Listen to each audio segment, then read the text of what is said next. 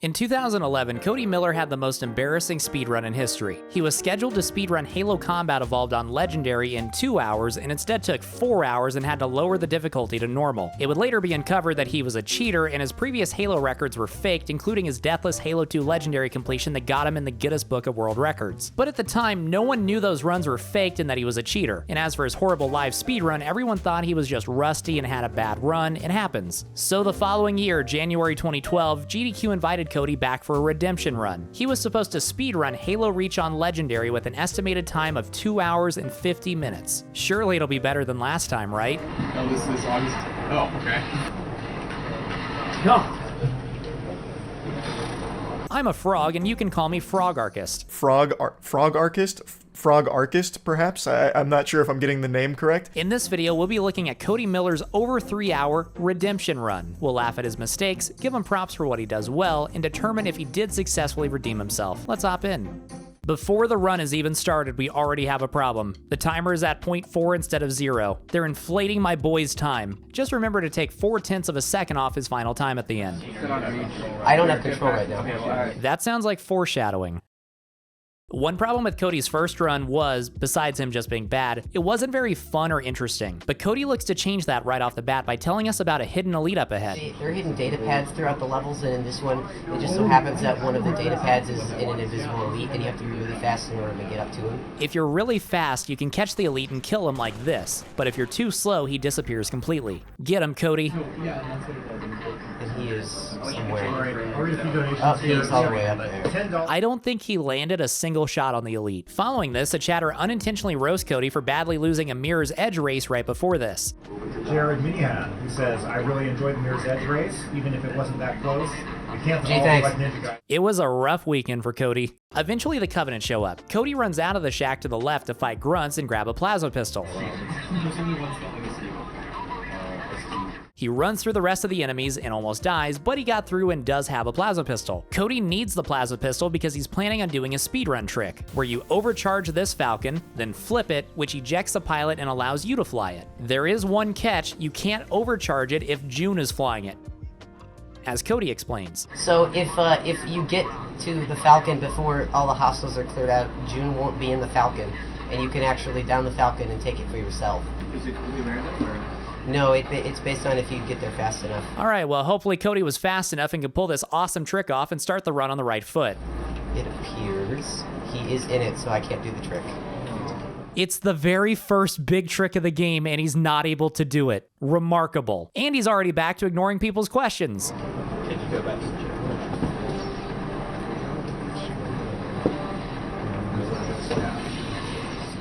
Credit to him, people were giving him a hard time for his previous run and he seemed to be a good sport about it. And this is Halo Redemption, featuring Cody Miller as the runner. Finally, the Falcon comes down and Cody is ready to board it, but has a little bit of trouble. I can confirm that. Cody, is that the one that you put on YouTube? Yeah. Don't worry, Cody. We will eventually be able to let that in. I'd like to get into the Falcon, please.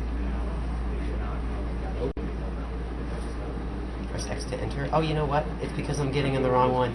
He went to the wrong Falcon! Cody does a nice job fighting enemies and plugs his Halo Reach website. If anybody else is watching, I do have a Halo Reach website. It's called haloreach.isnotcanon.net. The website is no longer up, but you can find it on archive.org. Something tells me these guys don't like Reach's story.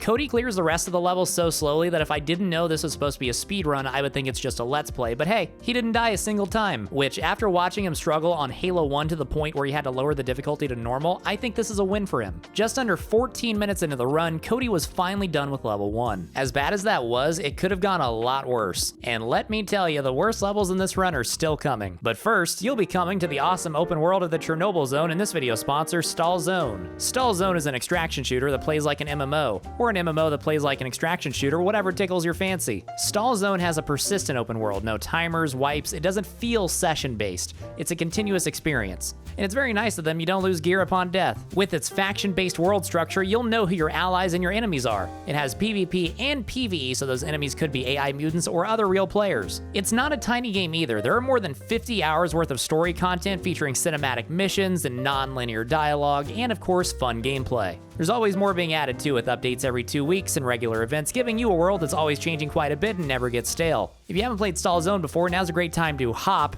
in. Especially for players on North American and EU servers. Use my code and you'll get a bunch of bonuses like the Colt Walker, Hunter's Knife, Zone Ranger style outfit, and more to help you get started. Thanks Stall Zone for sponsoring this video. Let's get back into it. If you didn't notice, the British guy from Cody's first run was in attendance yet again. In the first game, the level payload, those towers that shoot. It's great to see returning characters in the Cody Miller cinematic universe. Cody starts level 2, Oni's sword base, by killing all the enemies in the area. He nearly gets killed by a dropship, but hangs on to avoid his first death of the speedrun. Will Cody finish this level deathless? Stay tuned to find out. Oops. Alright, Cody took a couple minutes slowly clearing this entire area, which was the speedrun strategy at the time. He just did it a lot slower than the best runners would have done it. I have 1 bullet left. Against an entire army, Cody gets a target locator to call in airstrikes, and in the game you're supposed to kill a couple wraiths with it, but instead Cody runs away and hijacks a ghost, causing the elite to make a funny noise.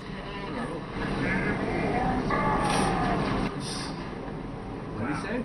This is a chance for Cody to have fun banner and lighten the mood a bit. They don't speak English. Oh. It sounded like my wool sack. This man is locked in. He could not care less about your silly elite jokes. What Cody's trying to do is this, where you use the target locator on this outpost to clear out the Covenant, then in the aftermath you can press a button through the side of this wall and make your escape. Just that simple. Let's see how he does. My wool sack. Oh, what's up? Ooh.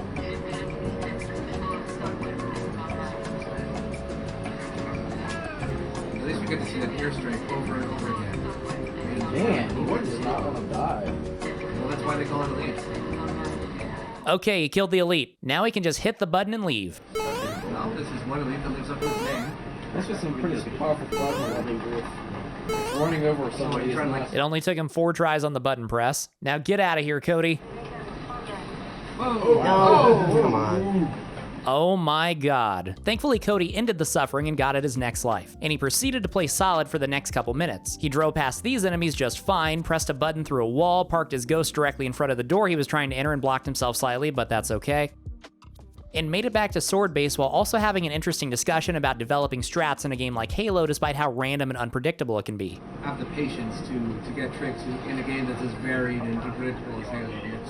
Or at least as much as it is. Yeah, but you know what? The AI is unpredictable, but it's all scripted together, and you get a pretty you can form pretty consistent strategies. Cody does a couple cool jumps with the concussion rifle to skip through the rest of the level, then blows up Banshees while one of the GDQ guys shows a dinosaur to the camera. But hey, Cody got through another level in just under 14 minutes. Again, not great, but could have been a lot worse. On the Cody curve, I think this level was a W. On to the sniper level, Nightfall. So I think this next He wants level in is on that. supposed It's to from you? make you think about truth and reconciliation reconciliation. from the first Halo. Ah yes, Truth and Reconciliation from Halo CE, a level that Cody knows very well since it was his first time cheating. Back in 2004, there was a Halo speedrun contest called Going Nowhere Fast, where if you had the fastest time for an individual level, you would win a prize.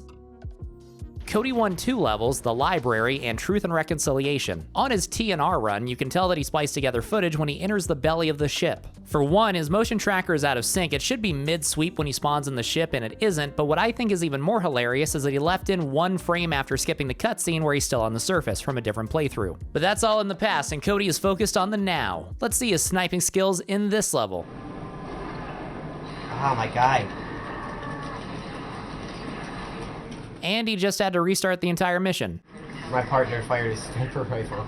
Cody is blaming June for this, which is smart given that June is unable to defend himself. Cody gets to the first big area of the level where he almost immediately gets obliterated by an elite with a focus rifle. This is followed by him getting dunked on by a donator. $10 from Sean Hashim. Cody Miller is not canon. Also, this donation is to help Team Liquid name. What's baffling about what Cody is doing here is that this is yet another instance where there were Halo Reach legendary speedruns at the time that you can still find on YouTube where they literally just ran past all this without fighting anyone. For some reason, Cody is wasting time and making this harder on himself by trying to fight these guys. It's almost like he doesn't know what he's doing. Fortunately for Cody, this level is really short in the speedrun and not very hard. After taking his time killing a few of the elites despite this ostensibly being a speedrun, Cody deems it safe enough to just run through on the side, then most of the rest of the level is just running past more enemies. There is one part where it can get a bit dicey. I love that post-melee animation. He just flips the gun in the air and catches it again. I have no idea how he survived that, but it appears the speedrun gods are on his side. After doing an awkward roll call, Playing Halo right now, of course, is Cody Miller. Bootrin. Uncle Mags. Spirit. Jim. Okay, it's Jim. Cody prepares to show us another trick. If you park the forklift just right and exit, you can glitch through this door, skipping a pretty big fight and preventing any enemies in this area from spawning, letting you just run to the end of the level. Let me be clear, this trick is not hard at all. You could learn it yourself with not a lot of practice. Let's count how many tries this takes Cody. Donation callouts right now. You're having to donate for a specific account. We probably won't get it in time.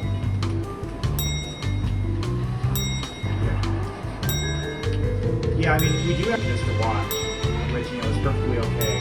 Not your big shows or something. Quite a few spectators this year.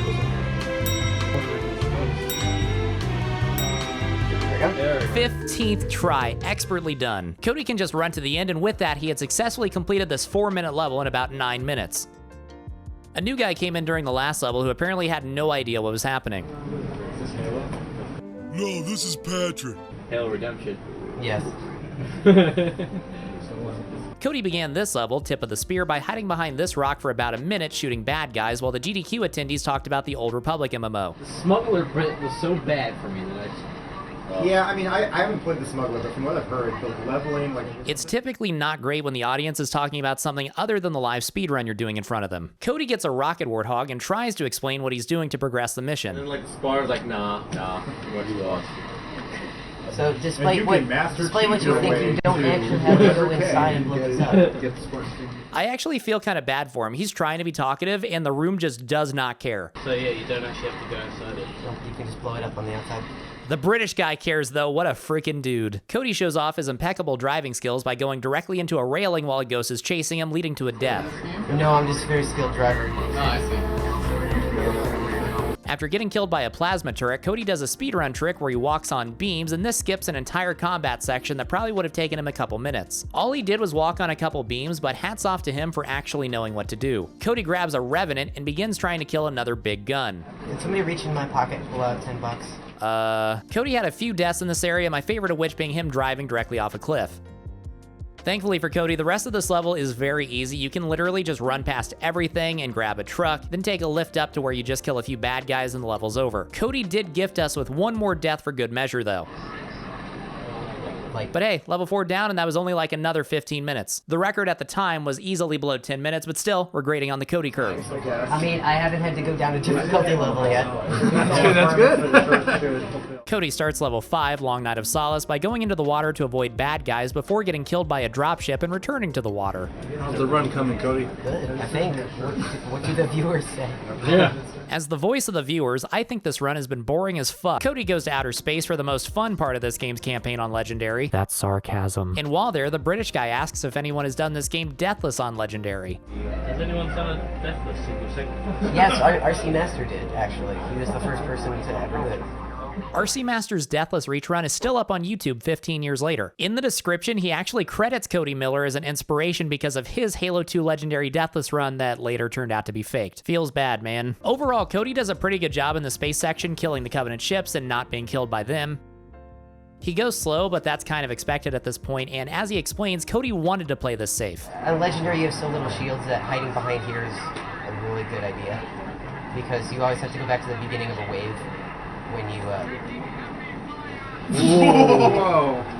Killing yourself right after explaining how much time loss it is to die is incredible comedic timing. Bravo, Miller. So, Cody, is this your favorite Halo? No. At least he has good takes. They get a super chat referencing the GOAT show. $5 from Jameson Quander. Tell Cody that Andrew and the rest of the Goat Show crew say hi and good luck. The Andrew that's mentioned is Goat Rope, one of the OG Halo 1 speedrunners who at the time was retired but came out of retirement and ran Halo 1 at GDQ himself a couple years later and showed what a competent Halo speedrun looks like. Hats off to Cody. He wasn't the fastest, but he did get through the second part of the space section with 0 deaths. However, I think this room perfectly encapsulates the problems with Cody's reach run. First off, he plays this room insanely safe, way safer than you need to, especially if you're trying to do a speedrun where the goal is to go fast. He pretty much just camps in this hallway and shoots a Covenant despite them having overshields from an engineer. The British guy asks why he doesn't kill the engineer. Is it not feasible to take out the engineer? Brilliant question, because once again, in the record speedrun at the time, the aforementioned RC Master just went right for the engineer. But not only does Cody play this extremely slow and safe, he still dies a few times and has to restart the room. For someone watching this in 2012 who doesn't know any better and thinks Cody is the best the Halo community has to offer, the impression they would get is that Halo speedrunning is just super boring and slow. The room is capped off with the greatest donation message of all time. Cody Miller's knowledge and skills are second only to his wit and charm. Get him talking more, please. Who said that? Cody clears the bridge of the Corvette with ease. That went just about as well as it could. Let's go, Cody. We always love a perfect room. I missed that part up real bad. The duality of man. For once, Cody tries to tell us about something cool only to get trampled over. Sylvia Here's Reinhardt. a cool little glitch. I'm afraid about you, Arrow. Do you never sleep? Here's a cool little glitch. I've actually gotten a lot more the sleep Pelican. than Arrow. The cool thing in question was just that you can glitch into this Pelican's turret, which makes you invincible. I would probably play the Halo games just to find and turn on the I would have been your daddy skulls. After about 36 minutes on this level, Cody had finally beaten Long Night of Solace. Granted, like 3 minutes of that is unskippable cutscenes, but still, that was the longest level by far. I like to identify with my masculine. Okay, I want to just get my obligatory one joke per run out of the way. I think it's safe to say that Nova 60's contributions to the Battle for Reach were not exactly Spartan. There, I said it. Cody's got that I would really prefer if you'd be quiet look. Level 6, Exodus, begins with Cody facing suicide grunts and promptly getting himself blown up. I consider myself a good Halo player until I started watching Cody dissect this run. Now they consider themselves a great Halo player. Later in the level, there's platforming you can do that allows you to skip a big fight in this level. It's really easy. So easy that my grandma could do it, let alone someone running this game at GDQ. You can tell this skips a good part of the level. I fell off, whatever.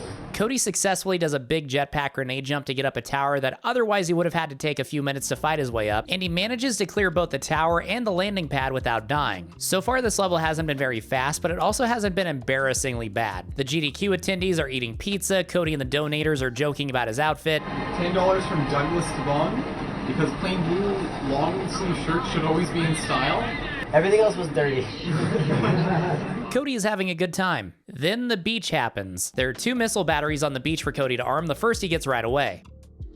For the second, Cody wants to do a safe strat that involves stealing a Wraith. Not the fastest strat, but it should be low risk. Let's see how that goes for Cody. Yeah, that's why I was kind of confused. I'm like, cool, but I don't know what they have to do with this. Shallow water, you're not in the battlefield. I'm gonna play some safe. Oh, this is obviously... Oh,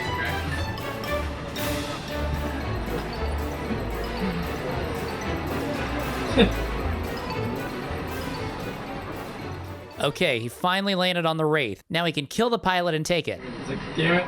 There you go. Or just blow it up. Don't know if he meant to do that. At least there's a second Wraith. At least there's a second Wraith. Whoa! At least there's a second Wraith. Is that like him reading your memory card and saying, like... Yay! Yeah. Okay, finally, he stole a Wraith and now he's free to obliterate the Covenant. We are so back.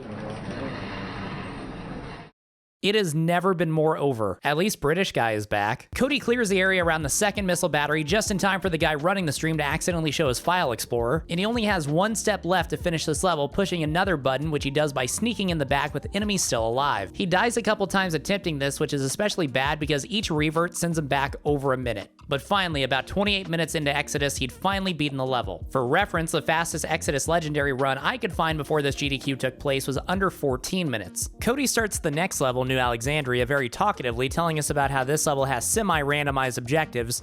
So, an interesting thing about this level is all the objectives are randomized. And he gives us a fun fact about the name of his first objective. By the way, Club Herrera is Bungie sort of named that because the guy who runs Halo Bungie Org, his name is Claude Herrera, and he's probably the biggest Halo fan in the world. And instead of fighting a few hunters inside this club, Cody simply runs around them and presses a button before making his escape.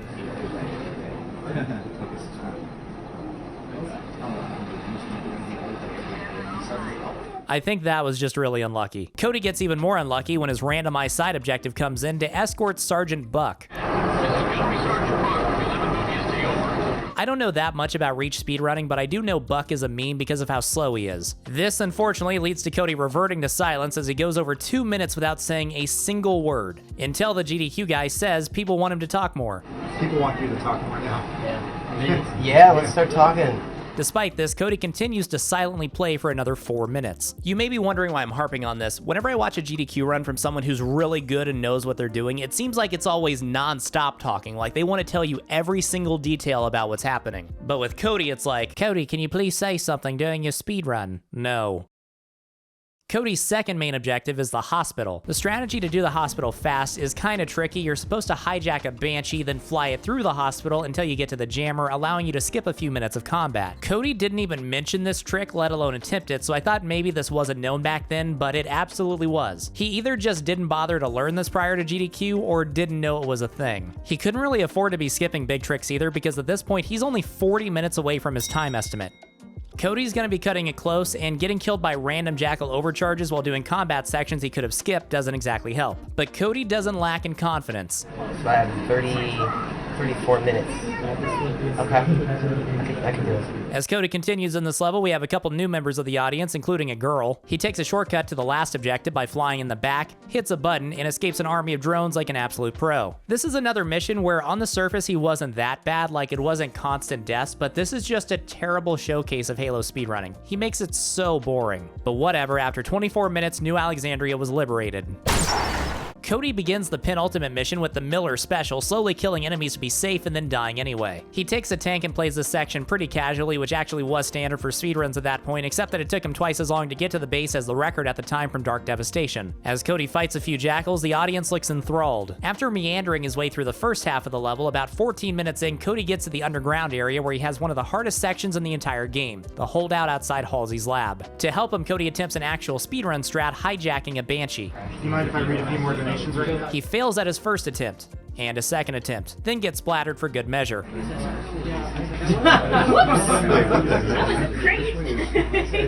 At least this is entertaining. Finally, Cody successfully hijacks a Banshee. He flies around and kills enemies with it for a couple minutes before stealing a Wraith, this time a lot easier than on Exodus. He's not out of the woods yet though, because as we learned, he can definitely still die in a Wraith. During the final fight of the level, Cody hits the 2-hour 50-minute mark, meaning he is officially over his time estimate. Not great, especially since the last level isn't exactly short. Because they're not gonna cut me off, are they? 251. Trying to hurry, Cody actually gets through the first area of the last level, Pillar of Autumn, pretty fast, before getting in a mongoose in a section where you're just supposed to drive past a bunch of Covenant. Cody instead gets out and starts shooting grunts. This may seem minor, but this is legitimately one of the most baffling things in this entire run. Cody gets back on track by doing a bit of parkouring to skip another big fight, leading to a drone cave where he slowly kills flying bugs. He does a great job skipping his way through a few more areas. This level for Cody is one of his better ones in terms of doing skips. Here, Cody shows us how to save time by jumping through a window.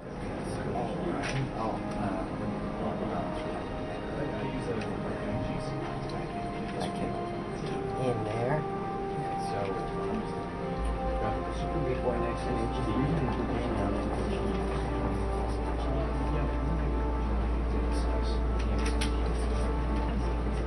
At about 3 hours and 3 minutes, Cody makes it to the final area for a big holdout fight. So this is the final area. Final area!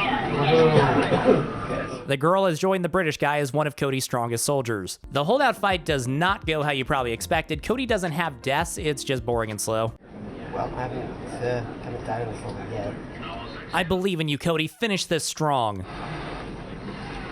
Well, at 3 hours, 12 minutes, and 59 seconds, Cody completes his run. 3:12:59. Oh no!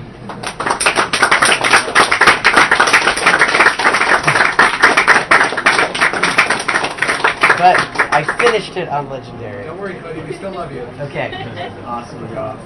That's right, he did do the entire game on Legendary, unlike his previous Legendary speedrun where he didn't play 90% of the game on Legendary. This run was definitely better, and he was only 23 minutes over his estimate instead of 2 hours. So, did he redeem himself? I think yes, kind of. Did he redeem the cheating and that stuff? No, but like I said, no one knew about that at this time. I think he did redeem his first run where he looked like he'd never played a Halo game before. This time he was obviously more prepared and showed he was capable of playing the game on Legendary, and I think he's definitely an above average player. That being said, he still didn't seem to have nearly nearly enough practice or know as much about the run at the time as he should have, but overall he did a good job. Some people were taking the last video way too seriously and condemning Cody as a person. At the end of the day, he was just a guy who was in over his head at a speedrun event who cheated a few speedruns like 20 years ago. It's not that big of a deal. It's a funny thing to break down and joke about like this, but that's all it is, a thing to joke about. Hashtag free Cody. If you like this video, check out some of my other stuff, including the video on screen now. I have a lot of Halo speedrun content as well as just funny videos. Shout out to my patrons as always, consider becoming one yourself, and I'll catch you next time. Ribbit.